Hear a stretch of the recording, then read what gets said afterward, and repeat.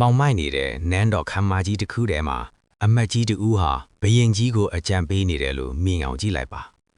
သူဟာဘရင်ထက်ပိုတော်ကြောင်းပလာခြင်းလို့သိပ္ပံပညာအကြောင်းတွေနက်ခတ်ဗေဒင်းအကြောင်းတွေကိုတနေကုန်တောက်လျှောက်ရှင်းပြနေမိတယ်ရလတ်ကဘာဖြစ်မလဲသိလားနောက်တနေ့မှာအဲ့ဒီအမတ်ကြီးယာဒူးကပြုတ်သွားပါတယ်ဘာဖြစ်လို့လဲဆိုတော့သူဟာဘရင်ထက်ပိုတိပိုတက်ကြောင်းပြမိလို့ဘရင်ရဲ့တိတ်ခါကိုထိခိုက်စေခဲ့တာကြောင့်ပါဒါဟာ The 48 Laws of Power ဆိုတဲ့ပထမဆုံးဥပဒေပါပဲကျွန်တော်တို့ရှင်သန်နေတဲ့လူလောကဟာလည်းနန်းကြကြီးတစ်ခုလိုပါပဲရုံးခန်းထဲမှာဖြစ်ခဲ့တငယ်ချင်းတွေကြားမှာဖြစ်ခဲ့မိသားစုထဲမှာဖြစ်ခဲ့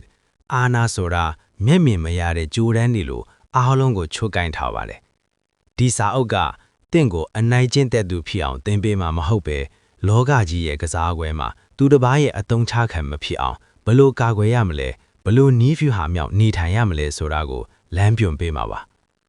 Robert Greene ရေးသားထားတဲ့ The 48 Laws of Power ဆိုတဲ့စာအုပ်ဟာအာနာလက်ကွဲနဲ့လူတဘာဝရဲ့နှက်ဆိုင်တဲ့အမောင်ချမ်းတွေကိုဖော်ဖျောက်ထားတဲ့ကဘာကျော်ကျမ်းတစ်စောင်ပါအလုံးများလွန်းလို့စာအုပ်အထူးတလဲမဖတ်နိုင်လို့တဲ့အတွက်ဒီစာအုပ်ရဲ့အနှစ်သာရကိုတထိုင်တည်းနဲ့နားလည်သွားအောင်ကျွန်တော်သေချာလေးရှင်းပြပေးပါမယ် Robert Greene ကဥပဒေ48ခုပြပေးပေမဲ့တင်ဘဝအတွက်အထီးရောက်ဆုံးထွင်မဲ့အချက်တွေကိုနမူနာတွေနဲ့တကွာစူးစီးပေးထားပါတယ်1တင်းအထက်လူကြီးထက်ပူတော်ကြောင်းမပြပါနဲ့လူတိုင်းမှာမာနာရှိပါတယ်အထူးသဖြင့်အာနာရှိတဲ့လူတွေဟာသူတို့ထက်ပူတော်တဲ့သူကိုမြင်ရင်စိုးရိမ်စိတ် insecurity ဝင်လာတတ်ပါတယ်တင်းရဲ့အရေးချင်းတွေကိုထုတ်ပြတဲ့အခါအထက်လူကြီးကိုအားကိုးရစေရုံပဲပြပါသူထက်သားတော်ပြီလို့ခံစားရအောင်မလုပ်ပါနဲ့ရုံးမှာ idea တစ်ခုတင်ပြခြင်းနဲ့ဆိုရင်ဒါကျွန်တော် idea ပါလို့ပြောမယ်အစားဆရာလမ်းညွှန်ခဲ့တဲ့အကိုင်းကျွန်တော်ဒါလီကိုထပ်ဖြည့်ထားတာပါလို့ပြောတာမျိုးပါဒါဆိုရင်အောင်မြင်မှုကိုသူကလည်းပိုင်ဆိုင်တယ်လို့ခံစားရပြီးတင့်ကိုပိုယုံကြည်လာပါလိမ့်မယ်နှစ်စကားကိုလိုအပ်တာထက်လက်လျှော့ပြောပါစကားများလေအမားပါလိမ့်ပါပဲအာနာရှိတဲ့လူတွေဟာစကားနည်းနည်းပဲပြောပြီးတခြားသူတွေကိုခံမှန်းရခက်အောင်နေလေးရှိပါတယ်တင်ကစကားတွေအများကြီးပြောနေရင်တင့်ရဲ့အားနည်းချက်တွေအစီအစဉ်တွေကိုသူများကတီးသွားနိုင်ပါတယ်စကားနည်းခြင်းဟာတင့်ကိုပိုပြီးခန့်ညားစေတယ်လို့တန်ဖိုးလဲတက်စေပါတယ်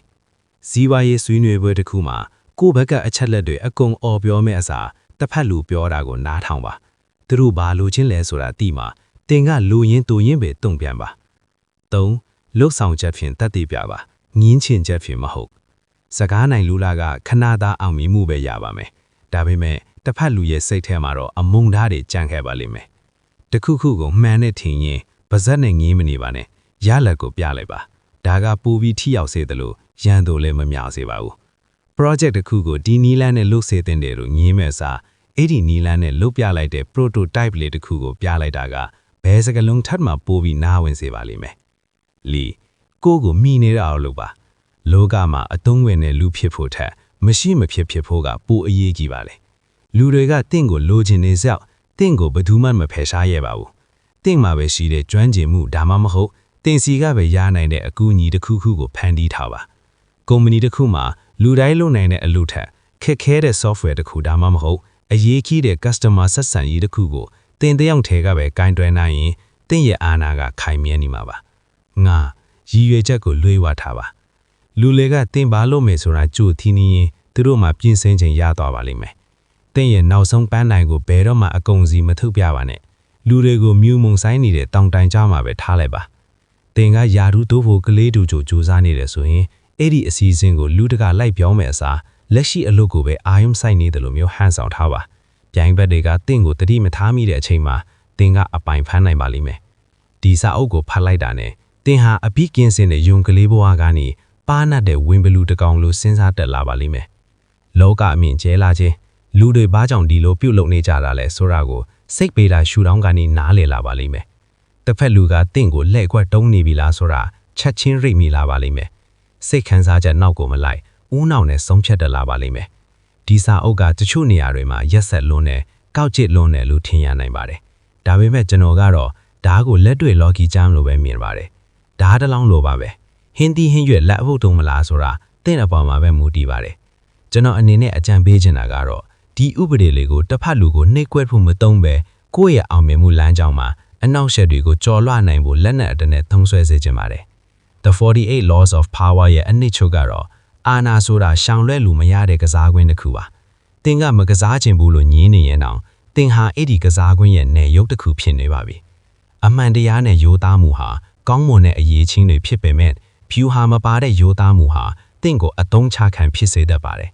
ပါးနတ်စွာနေထိုင်ပါဒါပေမဲ့သင်ရဲ့စိတ်ရင်းကိုတော့မဖြောက်ဖြတ်စေပါနဲ့ကဲအခုဆိုရင်ဒီစာအုပ်ရဲ့အထူးအချက်ကိုသင်သိသွားပြီဆိုတော့လောကကြီးကိုကြည့်တဲ့သင်ရဲ့အမြင်တွေပြောင်းလဲသွားမယ်လို့မျှော်လင့်ပါတယ်ဒီနီးဗျူဟာဒီကိုရေးကြည့်တာဟာတစ်ဖက်လူကိုလှည့်ကွက်ဖို့မဟုတ်ပဲလှည့်ကွက်ချင်းဒီပြည့်နှက်နေတဲ့လောကအလယ်မှာခေါင်းမောက်ရင်ဆိုင်နိုင်ဖို့ဖြစ်ပါတယ်နောက်တစ်ခါလူအများနဲ့ဆက်ဆံတဲ့အခါဒါမှမဟုတ်အလုတ်ခွင်ထဲရောက်တဲ့အခါငါဘယ်ဥပဒေကိုသုံးရမလဲဆိုတာထက်သူတို့ငါအပေါ်ဘယ်ဥပဒေသုံးနေကြတာလဲဆိုတာကိုအရင်လေ့လာကြည့်ပါပုံမော်ပါနတ်ထက်မြတ်တဲ့ဘဝပိုင်ရှင်တွေဖြစ်ကြပါစေခင်ဗျာဒီအနှစ်ချို့ကတင့်အတော်အကျိုးရှိခဲ့တယ်ဆိုရင်တခြားသူတွေကိုလည်းပြန်လည်မျှဝေပေးလိုက်အောင်နော်တင့်ရဲ့ဘဝရဲ့အာဏာကိုတင့်လက်ထဲမှာပဲစုပ်ကိုင်းထားနိုင်ပါစေခင်ဗျာ